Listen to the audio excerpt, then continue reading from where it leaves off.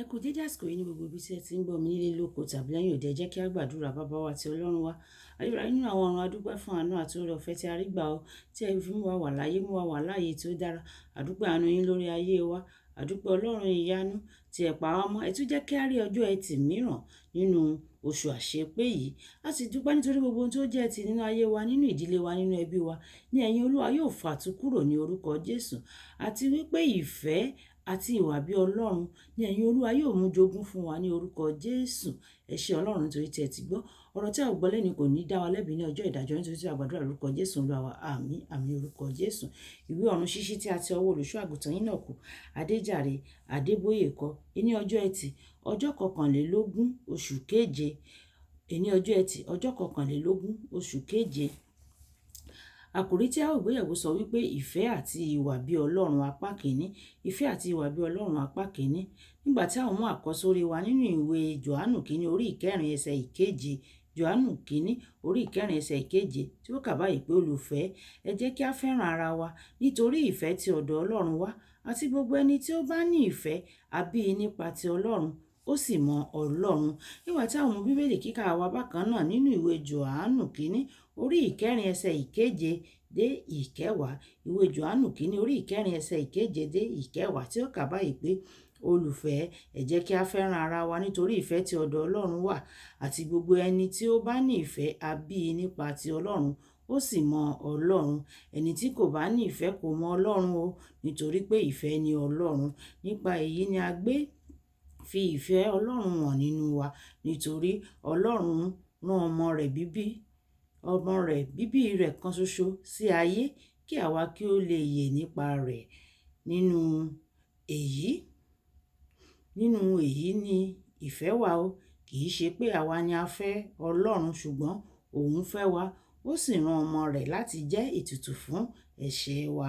Olúwa kó bùkún kíkà àti gbígbọ́ ọ̀rọ̀ rẹ̀. Wọ̀nyí ẹ tẹ́tí bẹ̀lẹ̀ jẹ́ láti gbọ́ ohun tí olùṣọ́ àgùntàn Enoch Adeboye ní fún wa ní èní ọjọ́ ẹtì.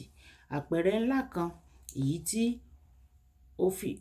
tí ó fi ìwà bí Ọlọ́run hàn ni a rí nínú ikú Jésù Kristi, ẹni tí ó fi ẹ̀mí rẹ̀ rúbọ fún wa.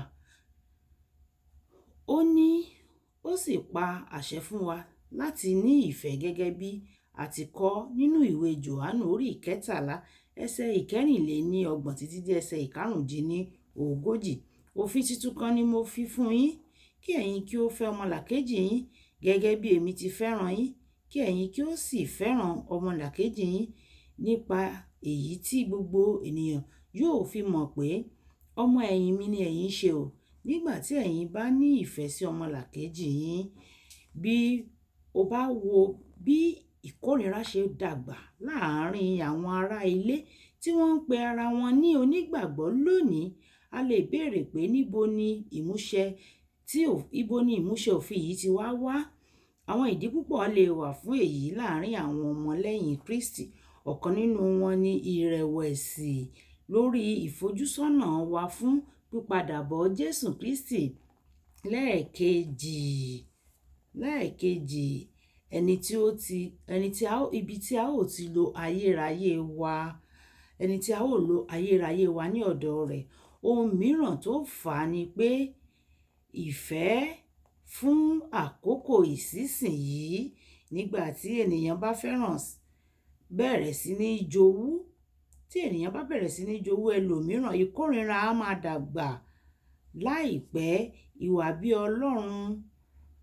bí Ọlọ́run ní máa ń sọnù sínú èéfín, sínú ẹ̀fúùfù, nínú ẹsẹ̀ rántí lénìí. Ẹsẹ̀ ìrántí wa nínú ìwé Jòhánù àpọ́stélì olùfẹ́.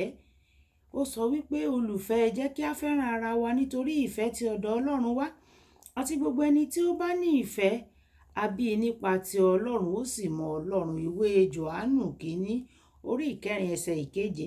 Ìwé mímọ́ tó wà lókè yìí fi àkíyèsí pàtàkì ìfẹ́ hàn láàárín ará. Olùfẹ́, ǹjẹ́ ò ń gbé nínú ìfẹ́? Rántí, tí kì í bá ṣe wípé ò ń gbé nínú ìfẹ́, ó ti di òkú. Gẹ́gẹ́ bí ìwé Jòhánù kìíní orí ìkẹta ẹsẹ̀ ìkẹrìnlá ti wí pé àwa mọ̀ pé àwa ti ré kọjá láti inú ikú sí ìyè nítorí tí àwa fẹ́ràn ara wa. Èyí tí kò bá ní ìfẹ́ o, ẹni tí kò bá ní ìfẹ́ ó ń gbé inú ikú. Ìwé àpọ́sítélì Paul sọ nínú ìwé Kọ́ríńtì kìíní ẹsẹ̀ ìkẹtàlá orí ìkẹtàlá ẹsẹ̀ ìkẹrin dé ìkẹfà.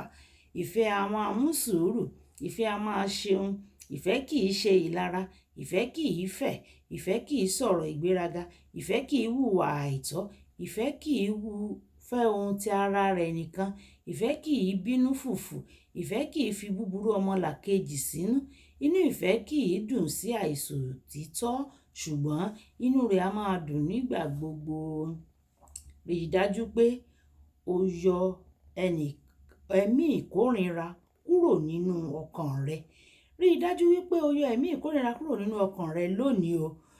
Tí o kò bá fẹ́ kí gbogbo iṣẹ́ ìgbàgbọ́ rẹ kí ó já sí òfo ní ọjọ́ ìkẹyìn, kó o sì gbé ìgbé ayé ìwà bí Ọlọ́run. Ṣùgbọ́n láìsí ìfẹ́ kò sí bí o ṣe lè gbé ìgbé ayé ìwà bí Ọlọ́run. Kókó àdúrà: Bàbá jọ̀wọ́ sọ ìfẹ́ rẹ nínú mi sí àwọn arákùnrin mi di ọ̀tun, kí o sì jẹ́ kí ìfẹ́ kan kó wá sínú ayé mi láti máa jáde lọ ṣe ìgbàlà àwọn ẹlẹ́ṣẹ̀. Kí Olúwa kí ó fún wa ní oore ọ̀fẹ́ láti ṣe ìgbàlà àwọn ẹlẹ́ṣẹ̀. Olúwàbùkọ́lá aya kó ní ó ka ọ̀run ṣíṣe ti ẹni. Nígbà tí a máa pàdé ní ọ̀la, ìpàdé wa bí oyin. Ó dàbọ̀.